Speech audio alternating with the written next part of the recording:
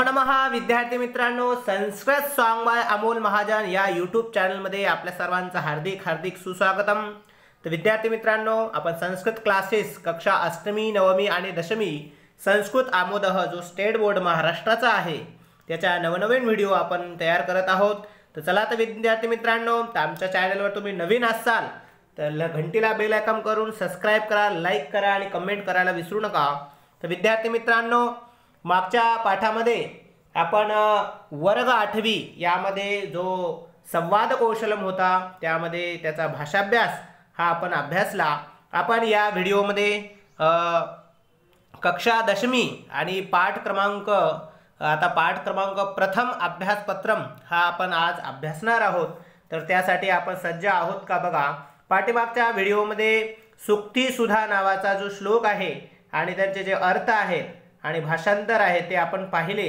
या व्हिडिओमध्ये आपण जे सुक्ती सुधाच्या नंतर पाठ नंबर 1, 2 आणि 3 पाठाच्या आधारावर जो भाषापत्रम आहे तो भाषापत्र आज आपण अभ्यासणार आहोत। तर चला तर विद्यार्थी मित्रांनो, भाषापत्रम अभ्यास करण्यासाठी सर्वात प्रथम आपण त्या भाषापत्रावर अभ्यास करूया। त्या 3 पाठावर आधारित हे प्रश्न आहेत आणि तीनही आधारावर आपण हे दोन्हीही एका मिनिटामध्ये सॉल्व करण्याचा प्रयत्न करूया। तर चला तर मग विद्यार्थी मित्रांनो, प्रथम प्रश्न आहे, वाक्यम पुनर्लिखित्वा सत्यम असत्यम लिखत, की वाक्याला पुन्हा लिहा आणि सत्य आहे का असत्य आहे ते तुम्ही तिथे लिहायचं आहे। तर मग पहिला प्रश्न आहे, स्तवनम तू मानवस्यैव भवेत, स्तवन तर मानवाचे करा, की हे बिलकुल असत्य आहे। कसं आहे हे असत्य आहे, कारण की स्तवन जे आहे ते स्तवन ईश्वराचे करायचे आहेत असं तो राजा म्हणत आहे। त्यानंतर द्वितीय प्रश्न जो आहे, पृथुराजः प्रजाहित दक्षः नृपः, की पृथुराजा जो होता प्रजेचा हित करणारा, प्रजेमध्ये दक्ष असणारा राजा होता। तर प्रजाहित दक्ष राजा होता। त्यानंतर अकस्मात आगंतुनासह मैत्री युक्ता, तर विद्यार्थी मित्रांनो तिथं वाक्य असं होतं, अकस्मात आगंतुनासह मैत्री न युक्ता, करू नये, परंतु इथं करावी असं दिलेले हे वचन बिलकुल असत्य आहे। हे सत्य आहे आणि हे असत्य आहे। त्यानंतर चौथा बघा, क्षेत्रपती मृगम बंधनात व्यमुंचत, शेताच्या मालकाने हरणाला बंधनातून मोकळे केले।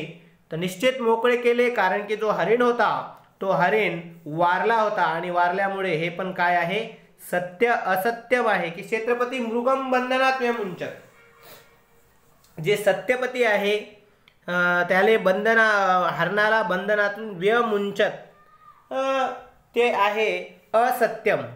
हे पण कसं आहे, असत्य वाक्य आहे। बरोबर आहे का बघा। कमेंट्समध्ये तुम्ही मला लिहू शकता की क्षेत्रपती मृगम बंधनात व्यमुंचत। तर हे वाक्य जशास तसं आपण पाहण्याचा प्रयत्न आपण करायला पाहिजे, जेणेकरून सत्य आहे का असत्य आहे ते आपल्याला एका सेकंदात कळेल। तर पाठामध्ये आपण जाऊ शकतो बघा, हे काय आहे, क्षेत्रपती बंधनात व्यमुंचत।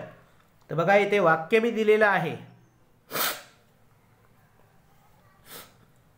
सह मृगम बंधनात व्यमुंचत, काय वाक्य आलेले, तो हरणाला बंधनातून व्यमुंचत काय करतो, वेगळा करतो। सह म्हणजे कोण, की तो क्षेत्रपती मृगम बंधनात व्यमुंचत। आणि मग आपल्याला इथं काय आलेलं आहे बघा,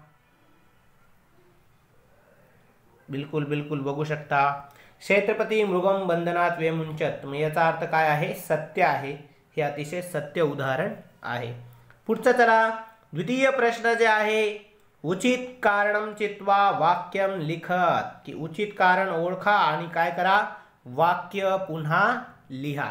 तर पहिलं आहे, शृगालः स्वार्थ हेतुना डॅश डॅश सह मैत्रीम ऐच्छत, की कावळ्यासोबत किंवा मृगेनसोबत, की त्यामध्ये जो शृगाल आहे, शुद्रबुद्धी नावाचा जो कोल्हा आहे तो स्वार्थाच्या हेतूने मृगेनसह, कशासोबत, मृगेनसह मित्रम ऐच्छत, म्हणजे मैत्रीची इच्छा करतो, मैत्री करतो।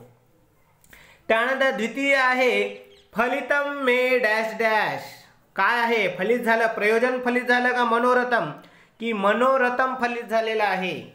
फलितम मे मनोरथम, फलित झाली माझ्या मनाची इच्छा, कारण की जो कोल्हा आहे तो कोल्हा जेव्हा हरिण बंधनामध्ये अडकतो तेव्हा आनंदित होऊन दूरवरूनच म्हणतो की माझ्या मनाची इच्छा काय झालेली आहे, फलित झालेली आहे, फळ लाभले आहे. त्यानंतर तिसरा आहे ई.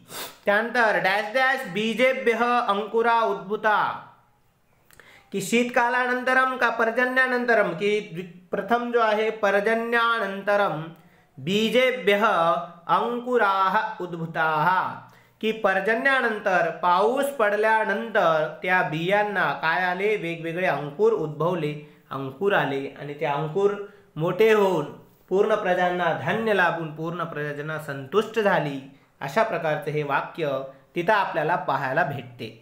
त्यानंतर प्रजा अतीव डॅश डॅश आसन, की दृढ की कृशा, तर प्रजा कशी होती, अत्यंत कृश होती, अशक्त होती, पशुप्रमाणे जीवन जगत होती आणि निकृष्ट अन्न खात होती, त्यामध्ये कृश शब्द आलेला आहे. त्यामुळं प्रजा जी आहे अत्यंत कृश होती. अशा प्रमाणे इथं उचित कारण हे पर्याय होतील. तर पहिला आहे शृगालः स्वार्थ हेतुना सह मृगेन मैत्रीम सह अयच्छत फलितम मे मनोरथम. त्यानंतर डॅश पर्जन्यानंतरम बीजेभ्य अंकुरा उद्भूता आणि प्रजा अतीव कृशाः आसन. अशा प्रमाणे चारही प्रश्नांचे उत्तर इथं दिलेले आहेत. त्यानंतर तृतीय प्रश्न आहे की क्रमेण योजयात, की क्रमाने लावा, क्रमाने योजना करा. तर मग पहिलं जे दिलेलं आहे, जे पहिला अ दिलेला आहे त्या पहिल्या अच इथं दिलेलं आहे. तर प्रथम आहे क्षेत्रे बीजानां वपनम, भूमेः उर्वरीकरणम, जलस्य व्यवस्था करणम आणि नदी मार्गस्य अवरोधनम. हे चार दिलेले आहेत इथे.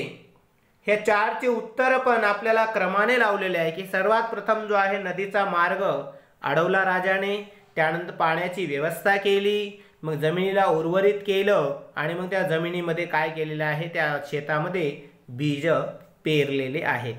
त्यानंतर द्वितीय जो आहे, जो आ आहे, त्यावर आपल्याला खरा काय करायचा आहे, आपल्याला विचार विमर्श करून आपल्याला क्रम लावायचा आहे. तर बघूया विद्यार्थी मित्रांनो, यामध्ये जो क्रम आहे तो कसा बसेल ते एकदा आपण वाक्य हे करून घेऊया. पहिलं वाक्य भ्रमण समये तेन दृष्टम यत् प्रजाः अतीव कृशाः अशक्ताश्च, की भ्रमणाच्या वेळी त्यांनी पाहिले की आपली जी प्रजा आहे ती खूपच कृश आणि अशक्त झालेली आहे. पहिला पुरोहितेन उपायः कथितः, मग त्यावर पुरोहितांनी उपाय सांगितला. तद्दृष्ट्वा राजा चिंताकुलः जात, ते पाहून राजा चिंताकुलित झाला आणि एकदा पृथुराजः स्वराज्ये भ्रमणम अकरोत. मग याचं जे उत्तर काय असणार आहे, तर मग आपण याचं जे उत्तर आहे ते आपण शोधण्याचा प्रयत्न करूया. मग एकदा पृथुराजः स्वराज्ये भ्रमणम अकरोत, याला आपण पहिला नंबर देऊया. कोणता नंबर देऊया, पहिला नंबर. आता मग पहिला नंबर देण्यासाठी आपण इथे प्रश्न करूया की जो चौथा आहे त्या चौथ्याला काय करायचं आहे, इथे पहिला नंबर द्यायचा आहे. जो चौथा आहे तो इथे पहिला नंबर, की एकदा पृथुराजः स्वराज्ये भ्रमणम अकरोत, की एकदा पृथुराजा स्वतःच्या राज्यामध्ये भ्रमण करत होता. त्यानंतर दुसरं आहे, मग भ्रमण करत असता मग त्यांनी काय पाहिलं, मग पहिली जी रिकामी जागा आहे ती इथं दुसऱ्या नंबरवर येईल, की भ्रमण समये तेन दृष्टम की यत् प्रजा अतीव कृशाः अशक्ताश्च, की जी मग फिरायला गेल्यानंतर त्या राजाने पाहिलं की आपली जी प्रजा आहे ती कशी आहे, अत्यंत कृश आहे आणि अशक्त आहे. त्यानंतर तिसरं काय आहे बघा, मग फिरायला गेल्यावर पाहिलं तर मग तिसरी जी रिकामी जागा आहे मी इथं लिहितो, तिसरी रिकामी जागा आहे ते इथं तिसराच नंबर आहे. तद दृष्ट्वा राजा चिंताकुलः जात, ते पाहून राजा चिंताकुलित झाला. आणि अत्यंत चौथा जो बिंदू आहे तो चौथा बिंदू आहे, सॉरी जो दुसरा बिंदू आहे तो इथे काय येईल, चौथा राहील, की पुरोहितेन उपायः कथितः. तर अत्यंत सुंदर इथे असा क्रम लागला. जो चौथा आहे तो पहिला आहे.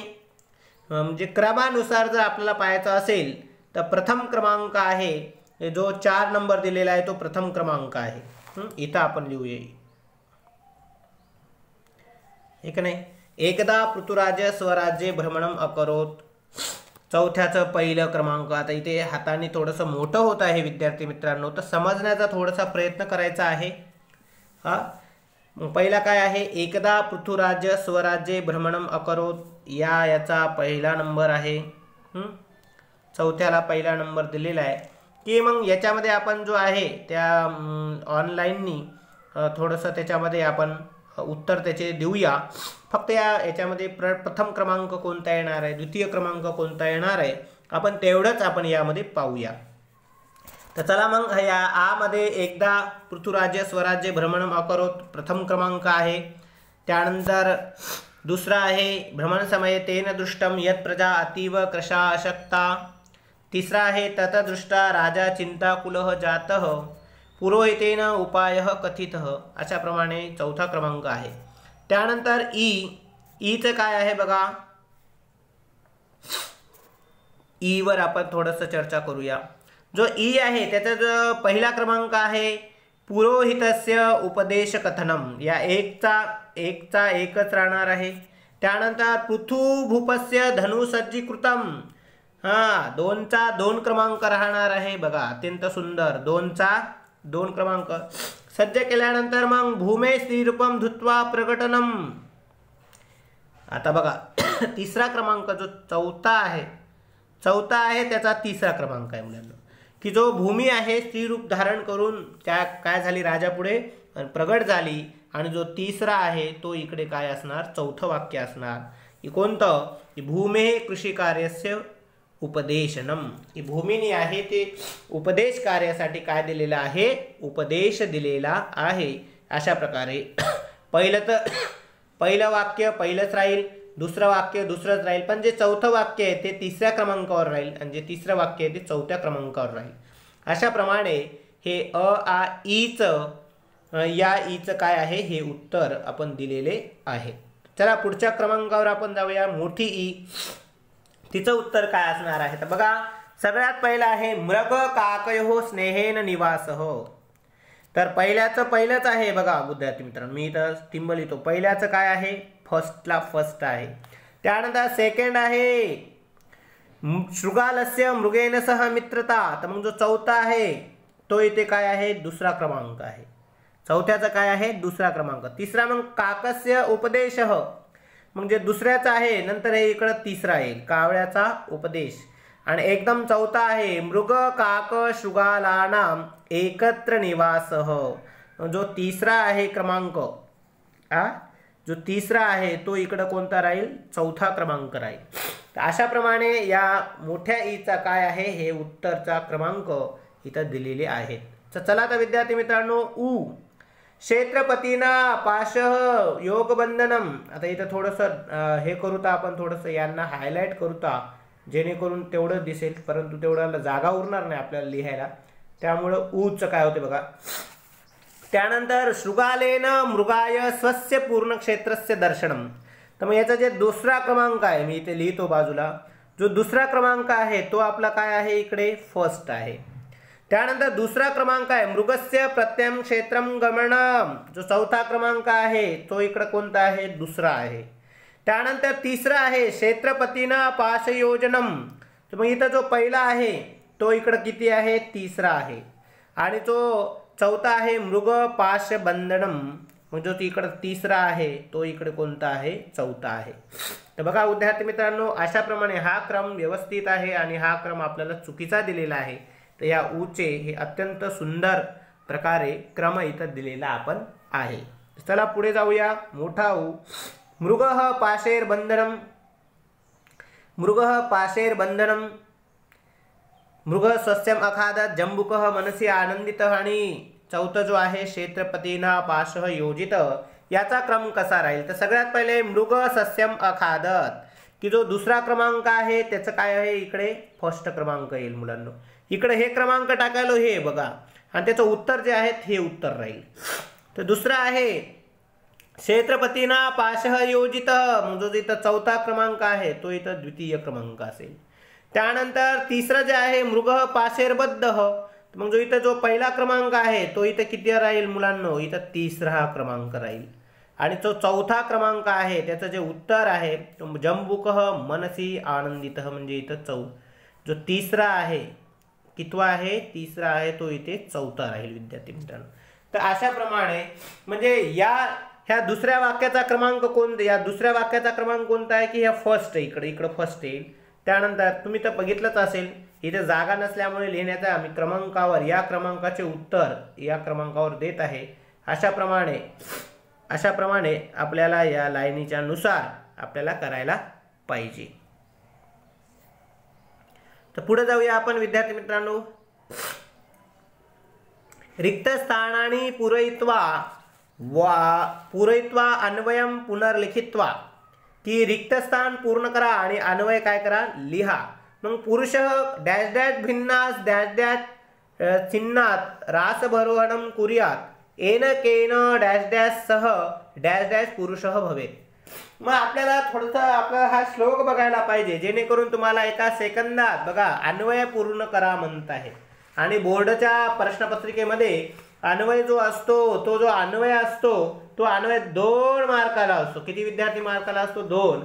आणि त्यासाठी आपल्याला अन्वय करायला पाहिजे. मग तो श्लोक आपल्याला पाठ असायला पाहिजे. मग श्लोक कसा होता की घटम बिंद्यात पटम छिंद्यात कुर्यात् रासभरोहणं येन केन प्रकारेण प्रसिद्धः पुरुषो भवेत्. की पुरुषांना घट फोडावे, कपडे फाडावे आणि रासभरोहणं कुर्यात् गाढवावर बसावे, परंतु अशा तशा प्रकाराने पुरुषांनी काय करायला पाहिजे, प्रसिद्ध व्हायला पाहिजे. मग पुरुष काय करायला पाहिजे, इथं घटम शब्द येईल. कोणता इथं शब्द येईल, घटम. त्यानंतर पटम, इथं कोणता शब्द आहे, पटम छिंद्यात कुर्यात् रासभरोहणं. येन केन इथं शब्द येईल प्रकारेण. काय शब्द येईल, प्रकारेण. येन केन प्रकारेण सह काय करायला पाहिजे, तत्र सह पुरुषाने काय करायला पाहिजे की प्रसिद्ध भवेत. प्रसिद्ध भवेत. काय विद्यार्थी म्हणतात सर तुमचं थोडंसं अक्षर कळत नाहीये, तर काय हरकत नाही, ते विद्यार्थ्यांसाठी इथे पहिली रिकामी जागा घटम, दुसरी जागा रिकामी जागामध्ये पटम, येन केन प्रकारेण आणि सह प्रसिद्ध. आता इथे याच्यामुळे आपल्याला इथं विसर्ग द्यायचा प्रसिद्धला, तर विसर्ग प्रसिद्ध पुरुषः भवेत. अशा प्रमाणे दुसरा जो आहे आ, तर आचं काय येईल बघा. आचा जो श्लोक आहे अत्यंत सुंदर श्लोक होता. आत्मनो मुखदोषेन बध्यन्ते सुखसारिका बका सत्र न बध्यन्ते मौनम सर्वार्थ साधनम. आपल्याला इथे असा श्लोक होता की मुखदोषामुळे तिथे शुक आणि सारिका बंधनात अडतात, परंतु तिथे बगळा बंधनात अडकत नाही, कारण की मौनाने सर्व काही सिद्ध होते, असा होता. मग बघा डॅश डॅश आत्मनः, मग कोण आपल्या स्वतःच्या याच्यामध्ये बंधनात पडते आणि कोण आहे, तर पहिली रिकामी जागा आहे शुक आणि सारिका.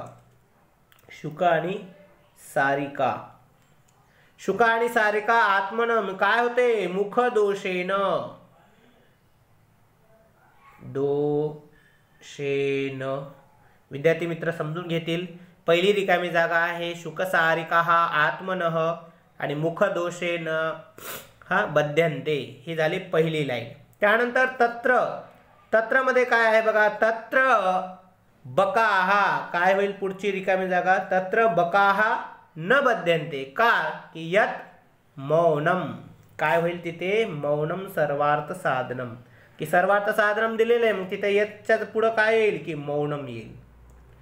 मौनम सर्वार्थ साधनम, अशा प्रकारे असा अन्वय तिथे येईल. तर विद्यार्थी मित्रांनो असा अन्वय तिथं दिलेला आहे. आता म्हणत आहेत पाचवा प्रश्न, समास विग्रह करोत, की समास विग्रह करा. इथे आपण चर्चात्मक असा समास विग्रह करूया. तर पहिला जो आहे त्याचं नाव आहे चिंताकुलः, तर याचा विग्रह होईल विद्यार्थी मित्रांनो चिंतया आकुलः. तर तृतीया तत्पुरुष समास इथे दिलेला आहे. त्यानंतर धनधान्य पुष्पफलानी हा इतरेतर द्वंद्व समास आहे. आणि धनमच किंवा धनानीच, आता बघा फलानी दिलेलं आहे तसं तुम्ही इथं करू शकता, धनानीच, धान्यानीच, पुष्पानीच आणि फलानीच, अशाप्रमाणे इतर द्वंद्व समास आहे. त्यानंतर चोरलुंटक भयम, तर चोर लुंटक भयम मध्ये दोन समास आहेत, चोराच लुंटकाच, इतरेतर द्वंद्व समास बी होतो. आणि पंचमी तत्पुरुष समास कसा होतो बघा, चोर लुंटकेभ्य भयम, अशा प्रमाणे पंचमी तत्पुरुष समास हा पण इथे होतो. त्यानंतर पुढचा जो समास आहे त्याचं नाव आहे प्रजाहित दक्ष. मग प्रजाहित दक्ष हा जो समास आहे सप्तमी तत्पुरुष समास आहे आणि त्याचा विग्रह होईल प्रजाहिते दक्ष. प्रजाहिते काय होईल, दक्ष. अशा प्रमाणे या प्रजाहित दक्षचा सप्तमी तत्पुरुष होईल. त्यानंतर पुढचा जो आहे समासाचं काय आहे, जल व्यवस्थापनम. पाठ्यपुस्तकाचं जे दिलेलं आहे समासाचं तिथे जलस्य व्यवस्थापनम दिलेलं आहे. मग हा षष्ठी तत्पुरुष समास, जलस्य जसं रामस्य तसं जलस्य, अशा प्रमाणे षष्ठी तत्पुरुष समास या शब्दामध्ये दिलेला आहे. पुढचा आहे विविध बीजाणी. विविध बीजाणीचा जो समास आहे तो समास आहे कर्मधारय, की विविधानी बीजाणी असा याचा जो विग्रह होतो. त्यानंतर समासावर आपण वेगळा व्हिडिओ बनवणार आहे, त्यामुळे इथे थोडंसं आपण फक्त संधी विग्रह सांगत आहोत आणि पुढे जात आहोत. त्यानंतर शुद्रबुद्धी. शुद्रबुद्धी ज्या शब्दामध्ये शुद्रा बुद्धी यस्य सह, ज्याची शुद्र बुद्धी आहे असा तो, की कोण आहे, की बहुव्रीही समास. आणि यामध्ये शुद्रा बुद्धी असा कर्मधारय समास पण होतो. त्यानंतर मृगशृगालो. मृगच शृगालच इतरेतर द्वंद्व समास होतो. त्यानंतर अपरिचित. मग अपरिचित मध्ये विग्रह होतो न परिचित, नत्र तत्पुरुष समास. कोणता, की नत्र तत्पुरुष समास आपण इथे होतो. त्यानंतर क्षेत्रपती. क्षेत्रस्य पती षष्ठी तत्पुरुष समास. त्यानंतर पुढचा शब्द आहे लगुड हस्त. तर विद्यार्थी मित्रांनो, लगुड हस्त लाकूड हातात आहे. मग कोण आहे, की लगुड हस्ते यस्य सह, ज्याच्या हातात लाकूड आहे असा कोण, की लगुड हस्त म्हणजे तो मालक, त्याला बहुव्रीही समास आहे. याचा कोणता समास आहे, लगुड हस्ताचा बहुव्रीही समास. त्यानंतर विद्याविहीन. विद्यया विहीन. विद्ययामध्ये तृतीया विभक्ती, जसं मालाया तसं विद्यया विहीन तृतीया तत्पुरुष समास. त्यानंतर नीती निपुण. नीतीमध्ये निपुण असलेला जो व्यक्ती असतो त्याला नीती निपुण म्हणतात. मग नित्याम निपुण सप्तमी तत्पुरुष समास.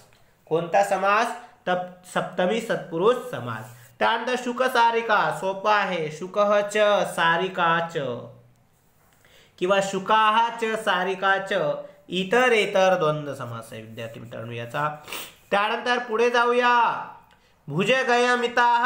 तर भुजगयमिता या शब्दाचा जो समास आहे भुजगेहे यमिताः तृतीया तत्पुरुष समास. कोणता तत्पुरुष समास, तृतीया तत्पुरुष समास या शब्दाचा होईल. त्यानंतर चरण विकलः. चरणाभ्याम विकलः तृतीया तत्पुरुष समास. या पण कोणता आहे, तृतीया तत्पुरुष समास आहे. त्यानंतर पुढे जाऊया विद्यार्थी मित्रांनो, क्रियासिद्धी. आणि क्रियासिद्धीचा जो समास आहे क्रियासिद्धी, क्रियायाः सिद्धिः षष्ठी तत्पुरुष समास. कोणता समास आहे मुलांनो, षष्ठी तत्पुरुष समास. सकोपम. कोपेन सह. बघा सह हा अव्यय आहे, त्यामुळे हा आहे अव्ययीभाव समास. अव्ययीभाव समास आहे आणि याचा विग्रह होईल कोपेन सह. हा अव्ययीभाव समास आहे. आणि एकदम उरलेला आहे प्रयाग क्षेत्रम. मग इथे आपण सर्वांचा बिंदू लिहून दिला नाही, कारण की आपण हा जो होमवर्क आहे तो एका व्हिडिओच्या द्वारे, शॉर्ट व्हिडिओच्या द्वारे याचा समास आपण तिथे टाकणार आहोत. तर मग त्यानंतर प्रयाग क्षेत्रम. प्रयाग नाम क्षेत्रम कर्मधारय समास आहे, बरोबर ना, की प्रयाग नाम क्षेत्रम. मग हा कर्मधारय समास आहे. कोणता, कर्मधारय समास आहे आणि याचा विग्रह होतो प्रयाग नाम काय होईल, क्षेत्रम. अशा प्रमाणे याचा जो विग्रह इथे कर्मधारय समासामध्ये काय होतो, विग्रह होतो. अशा प्रमाणे आपण संपूर्ण उदाहरण इथे पाहिलेले आहेत. त्यानंतर म्हणत आहेत की उचित कारणम चित्वा वाक्यम पुनर्लिखित. जो पहिला आहे, काय प्रश्न पहिला आहे बघा, की पृथुवैन्य स्वरा प्रजाः दृष्ट्वा चिंताकुल जात. की पृथुवैन्य जो असतो स्वतःच्या प्रजेला पाहून, बघा काय होता, पृथुवैन्य स्वप्रजा दृष्ट्वा. पृथुवैन्याने स्वतःच्या प्रजेला पाहून चिंताकुलित झाला. का चिंताकुलित झाला, पहिलं दिले तस्य प्रजाजना परस्परम वादविवादम कुर्वन्ति, तर त्यांची प्रजाजन परस्परामध्ये वादविवाद करत होती. आणि दुसरं काय आहे, तस्य प्रजा पशुवत जीवंती, की दुसरं आहे की त्यांची जी प्रजा होती ती पशुप्रमाणे जीवन जगत होती. म्हणून पृथुवैन्य राजा ती स्वप्रजा पाहून चिंताकुलित झाला. त्यानंतर म्हणजे पहिलाचा जो आहे तो दुसरा ऑप्शन इथे बरोबर आहे. चला दुसरा प्रश्न आहे, भूम्या धनधान्यानी स्व उदरे निहितानी, तर भूमीनी धनधान्य पुष्प जो फळ आहे ते स्वतःच्या पोटामध्ये निहित करून घेतले. का करून घेतले, कारण की वेनभूप दुःशासक असेत. आणि जो दुसरा जो आहे भूमे स्वभावेन कृपणा असेत, तो जो भूमी माता आहे ती स्वभावाने कृपण होती का, की बिलकुल नव्हती. कारण की वेनभूप जो होता त्याचा जो शासक होता तो दुःशासक होता. हे पहिल्याचं आणि हे दुसऱ्याचं. वेनभूप दुःशासक राज्य असल्यामुळे जी भूमिनी आहे स्त्रीरूप धारण करून सांगितलं होतं की तुझे वडील चांगले शासक नव्हते म्हणून मी माझ्या पोटामध्ये हे घेतलेले आहेत. तिसऱ्याचं बघा ईचं बघा पुन्हा एकदा आपण व्यवस्थित बघूया. पुन्हा एकदा मी प्रजाचं पहिलं दुसरं येते, याचं म्हणणं हे पहिले येते. चला तिसऱ्याचं, पृथुभूपेन स्वधनु सज्जीकृतम यात, की पृथुराजाने स्वतःचा धनु सज्जबान केला. का सज्जित केला, की सह शत्रू हंतुम इच्छति स्म, तो शत्रूला मारायची इच्छा करत होता का, की सह धनधान्यादी सर्व वस्तुजातम वसुंधरा प्राप्तुम इच्छति स्म, की तो जो पृथ्वीराजा होता तो वसुंधरामध्ये जो वसुंधराने धनधान्य पुष्पफलाने आपल्या पोटामध्ये ठेवले ते प्राप्त करण्याची काय करत होता, इच्छा करायचा प्रयत्न केला. म्हणून पृथ्वीराजाने स्वतःचा बाण काय केला, सज्जीकृत केला. पुढचं पुन्हा एकदा पाहूया. जो पृथुभूपस्य प्रजाजनाः संतुष्टा अभवन्, की पृथुराजाची जी प्रजाजन आहे ती कशी झाली, की संतुष्ट झाली. आणि ती संतुष्ट झाल्यामुळे काय झालं बघा, ते प्रभुतम धान्यम अलभत, ते प्रभुतम सुवर्णम अलभत, त्यांना धान्य लाभले, त्यांना सुवर्ण लाभले, की भरपूर त्यांनी धान्य लाभले. कारण की धान्याची शेती या राजाने या धड्यामध्ये केलेली आहे.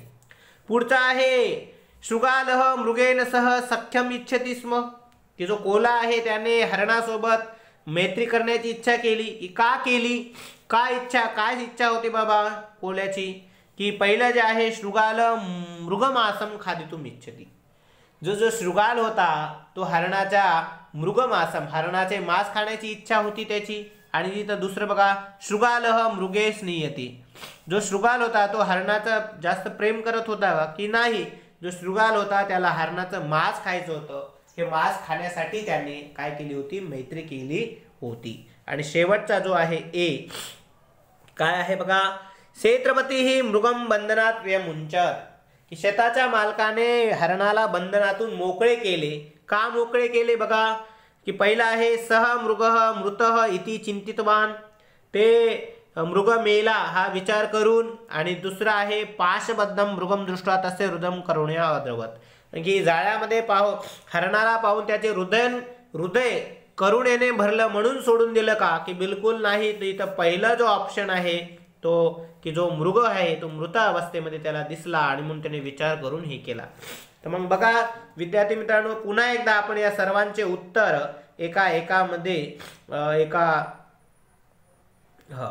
तर हा पूर्ण व्हिडिओ झालेला. आता बघा याच्यामध्ये मी डॅश लावतो म्हणजे तुम्हाला एका मिनिटामध्ये येईल.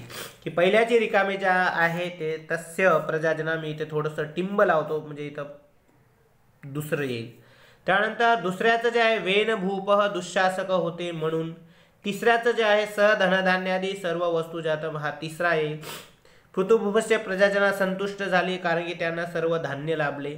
त्यानंतर पृथुराजा प्रजाजना संतुष्ट झाले, धान्य लाभले. त्यानंतर शृगालसह मृगेने इच्छा का केली, कारण की त्याचं जे मांस आहे ते खायचं होतं.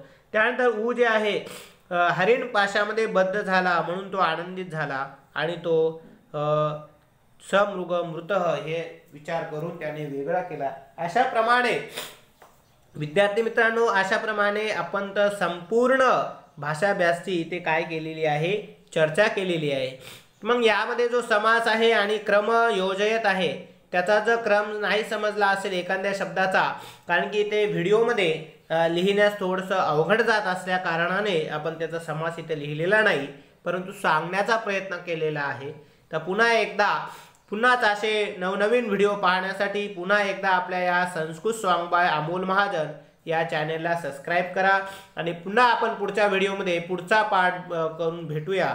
त्यासाठी पुन्हा एकदा आमचं जे चॅनल आहे संस्कृत सॉन्ग बाय अमोल महाजन, तर संस्कृत आमोदः आपण नवनवीन व्हिडिओ आपण या विषयासाठी आणत आहोत। त्यासाठी असेच लाईक करा, कमेंट्स करा आणि पुन्हा भेटूया पुढच्या व्हिडिओमध्ये। तोपर्यंत पुनर्मिलामः। धन्यवाद।